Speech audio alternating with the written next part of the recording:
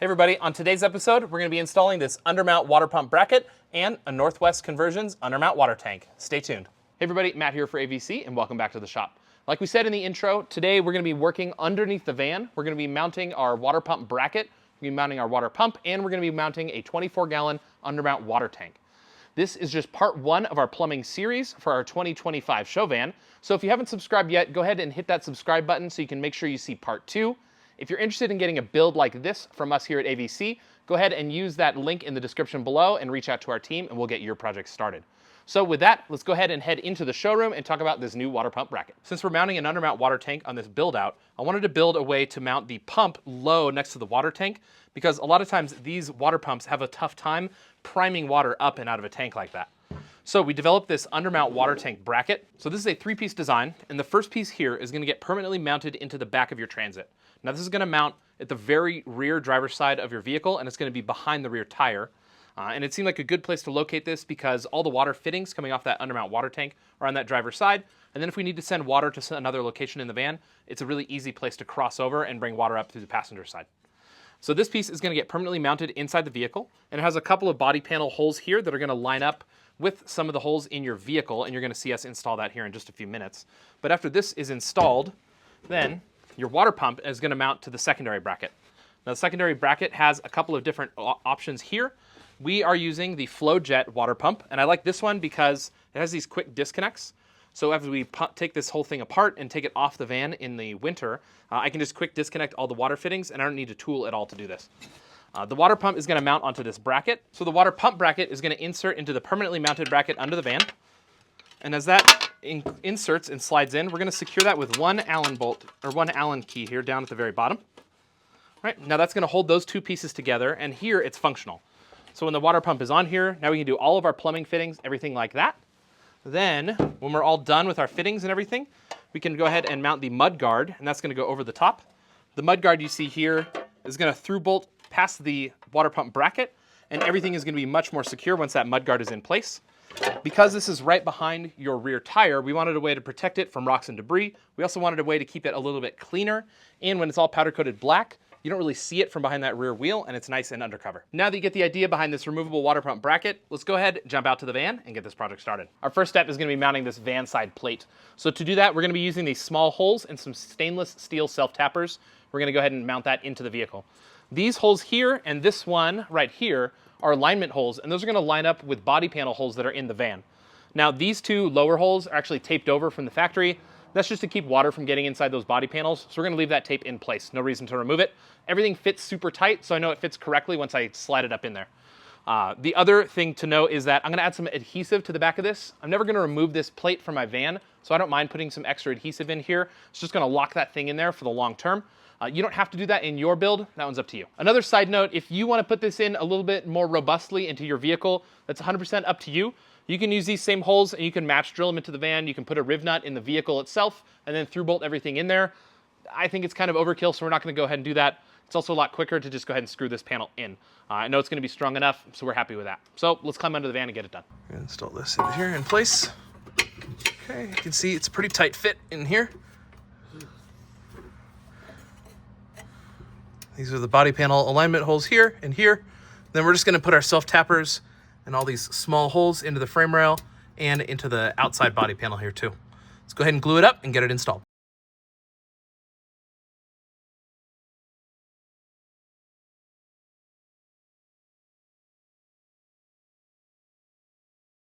With the van bracket mounted underneath the van and in place, we can now dry fit our water pump and water pump bracket. We're going to go ahead and we're going to slide this into place, and then we're going to see where we're going to put our power port. Because this water pump is removable, we also want our power to be disconnectable. And to do that, we're using this here, which is an SAE port. So we wired an SAE port to our water pump, and then we're going to drill and mount this SAE port underneath the van. So this is going to get mounted up underneath, and then our water pump can just connect to it. We'll wire a switch onto this on the inside of the van, that way we can turn it off and on. But that way when we take this pump out and we winterize the vehicle, we can go ahead and close that SAE port, and it's going to be ready for us next spring. So now we're going to take this, we're going to climb under the van, we're going to dry fit this bracket, we're going to find a good spot for this to get marked out, then we're going to drill our hole, we're going to mount our SAE port, and we're going to be ready for the next step. So we've got a bracket mounted, and we're just going to double check fitment of our pump now. You can see it inserts into these tabs at the top, slides into place. And we can secure this here. The bolt, now we're locked in. So under here, we can see that this is gonna be a good spot for our SAE port to plug in. It's also nice because we can put it in line with this bolt over here, which is the L-track on our floor. So if we draw a straight line with that L-track in, we can see exactly where it's gonna penetrate our flooring. It's a really easy reference point. So I measured this, it's about 7 inches inside. So we can go up and look on our van floor inside of our utility cabinet and see where 7 is gonna pop out. It's gonna be a perfect spot. So using that bolt underneath the van as our reference point, we can measure in 7 inches here. So I'm just gonna put a piece of yellow tape down so you can actually see this on camera. I'm gonna mark out where that center point is, and should be just right there. You can go ahead and we're gonna drill this from the top down. We should be all set.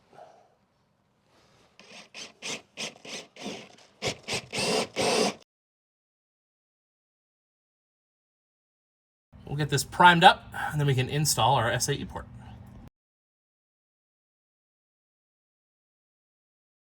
Coop. Shoop. Beautiful.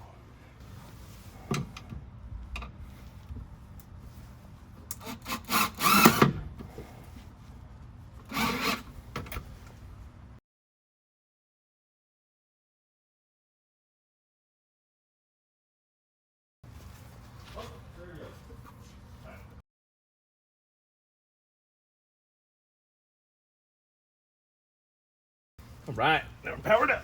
So now we have our water pump bracket installed, it's in place, and now it's powered up as well. The last thing to install for this bracket kit is gonna be our mud guard.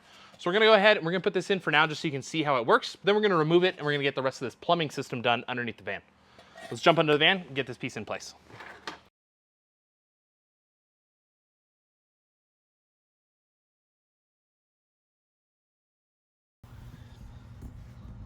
The next step of our install today is going to be mounting this Northwest Conversions Undermount Water Tank. Now, when I saw this tank offered, I thought this was going to be a perfect solution for our van. I'm always getting rid of the spare tire underneath anyway because I run oversized tires, and that's a dead space in the van. This is a 24-gallon water tank, and it fits in that same space. Now, in preparation for this video, we did remove that spare tire hanging guts, but I do believe this mounts with them in place. We just thought it was a good idea to go ahead and get rid of that stuff. It's less things to jingle around underneath the van. This actually holds in with these custom J-bolts that they've made, and these slide up into the frame rails of the van, and then it just holds in via compression. So this install is going to go pretty quick, but we're going to jump over to the table. We're going to get all of our water fittings and everything prepped up on this tank before we install it, so I'll see you at the table. We're over here on the table, and we're going to get all of our fittings set up on this tank. So this is actually pointed towards the back of the van, and our water fill is going to be over here on our passenger side. Now on the passenger side, we have a 1/2-inch threaded insert here, as well as an 1.5-inch spot here. The 1.5 is not cut out. So if you want to use this, you just cut this out and you can put your 1.5 fittings.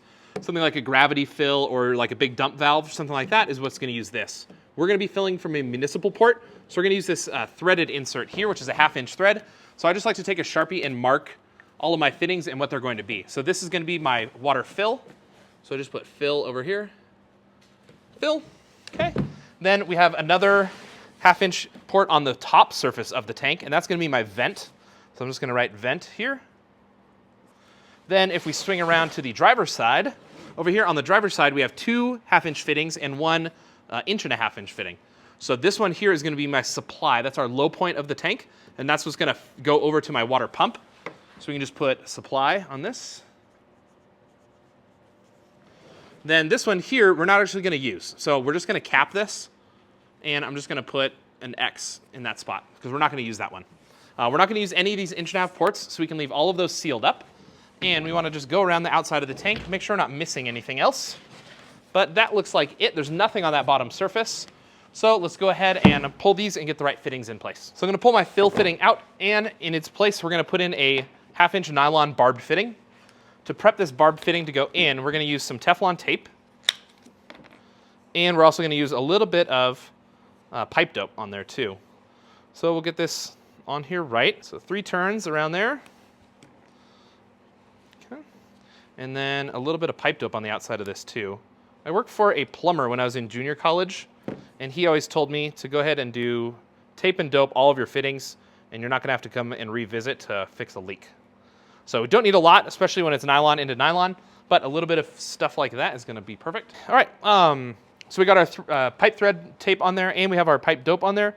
We're just gonna go ahead and insert this. Make sure you don't get it cross-threaded. That's the one thing with these. I like to use plastic fittings in these tanks because a brass fitting can easily cut the threads wrong, and you'll cross-thread it, and you don't really know because the brass is so aggressive. With these plastic threads, you know, with like a barb like this, it's not as much of an issue, which makes me a little more comfortable. Same thing for our vent here. Now I'm using a black fitting on this one. It's the same thing, there's no difference really. This one happened to be a touch shorter than these white nylon fittings. And so I thought, we'll use the shorter one here on top, but there's plenty of room above this tank. So any size fitting is gonna be just fine up here. Okay, and over here on the driver's side, we're just gonna seal this plug and put it back in.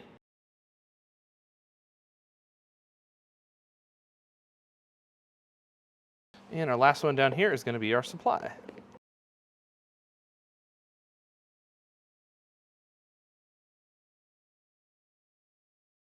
Boom.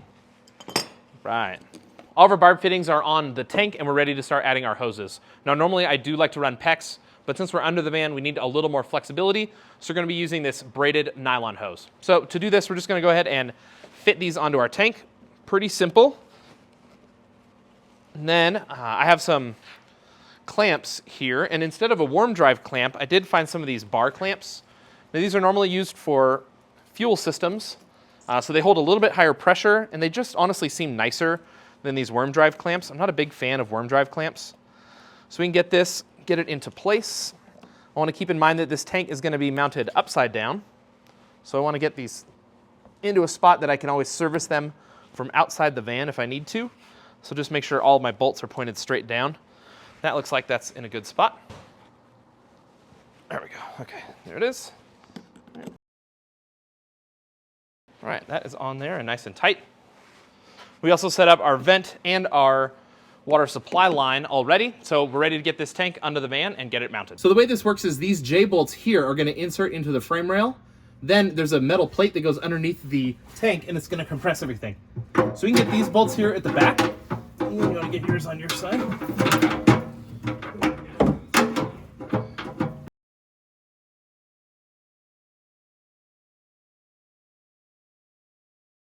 All right, so we got this all in. Okay, and then we just put our metal plate over this.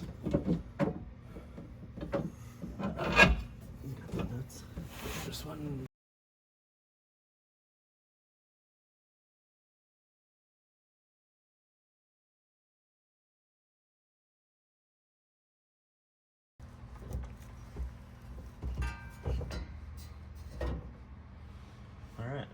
So we got all of our supply lines now run out, and we're just going to connect them to the water pump.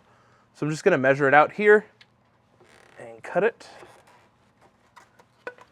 Okay, I'm going to get my clamp onto my fitting. Making sure I can orient it the right way. Okay, just like that. Get this thing tightened up. Then I can just push this one up and out of the way. Then with my last section, go ahead and plug this in so it's up and out of the way. And I'm going to go over the top of my leaf spring.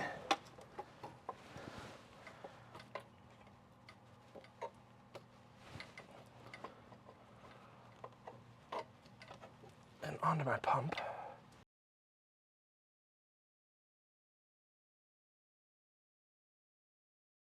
All right, we got this one installed and tight now.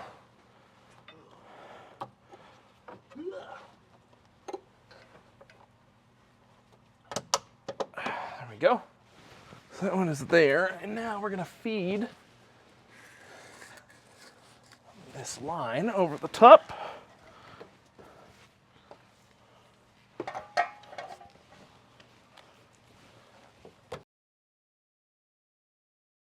All right, so our supply line, the output from the pump, is going to go here over the top of our shackle. I'm going to zip tie that up to the top of the frame rail here. Then it goes here behind the tank around our trailer hitch, and then around the back of the van along here. we can secure it, and we're going to bring it over here to our passenger side where it's going to go up and into the van.